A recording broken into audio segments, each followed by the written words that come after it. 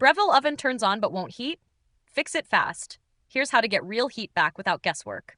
Step 1. Use a true heating mode. Test with bake, roast, air fry, pizza, cookies, or broil, then press start. Low temp modes like proof, reheat, warm, and dehydrate do heat but gently. Use a full heat mode for diagnosis. Step 2. Understand preheat behavior. The display shows preheating and the oven beeps early, around 75% of target, to prompt you to load food. It then finishes climbing to temperature. That early beep is normal, not a no-heat fault. For a quick confirmation, place an oven-safe thermometer on the middle rack while preheating.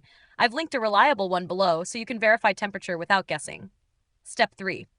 Close the door fully and seat the rack. Opening the door pauses the timer and heaters, and if it stays open about 10 minutes, the heaters shut off. Push the rack fully past the auto-eject notches, close the door firmly, then resume the cycle.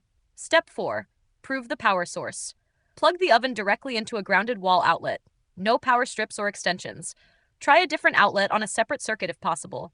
Breville recommends a dedicated circuit because heating draws maximum current. Step 5. Run the light test correctly. Start bake, then press the light button. If the bulb turns on during the cycle but the oven never heats in any full heat mode, power is reaching the unit and the issue is in the heating path, not the outlet. Step 6. Restore airflow and clean safely. Give the oven about 4 inches of clearance on the sides and 6 inches above. With the oven unplugged and cool, slide out the crumb tray and clear debris from the vent slots only. Do not touch the quartz heating elements or the fan blades.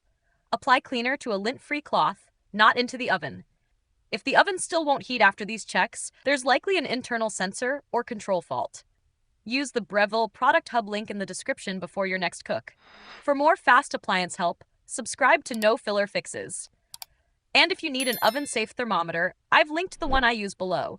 It verifies temperature, so you know the elements are truly doing their job. Thanks for watching, and bring the heat back!